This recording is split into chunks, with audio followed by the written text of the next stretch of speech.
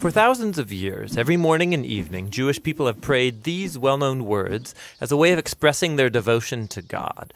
They're called the Shema. Hear, O Israel, the Lord is our God, the Lord is one.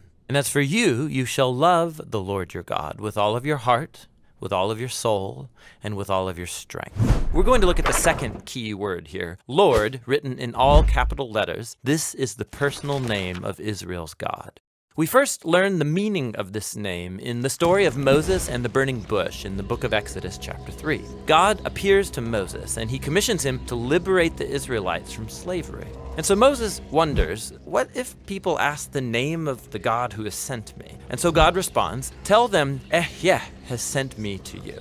Now, that Hebrew word Yhwh means I will be. In other words, God's name means that he is the one who is and who will be. God's existence doesn't depend on anyone or anything else. This God simply is.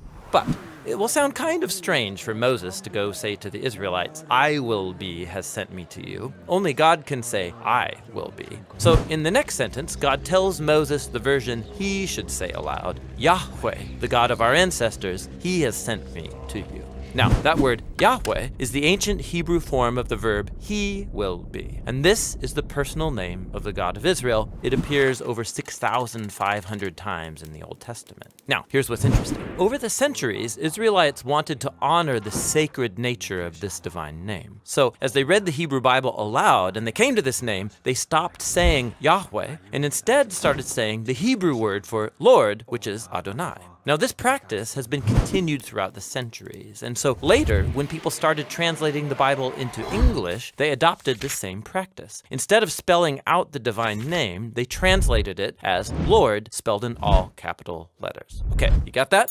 Good, because there's more.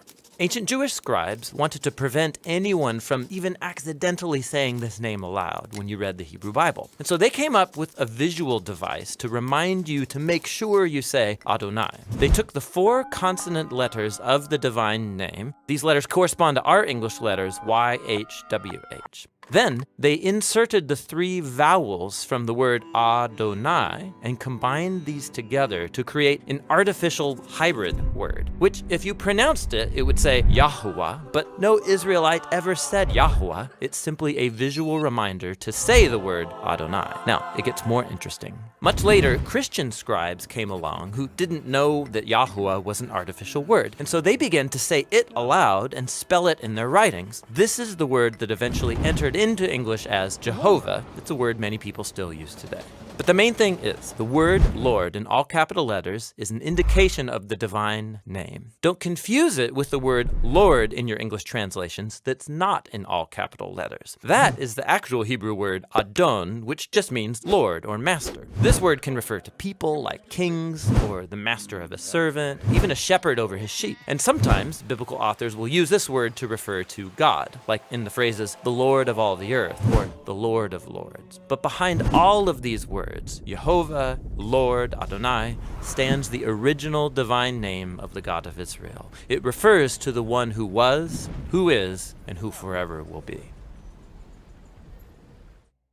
Thanks for watching this word study video. It was the second in a 6-part series on the Shema, and we have a lot more videos on our website, thebibleproject.com.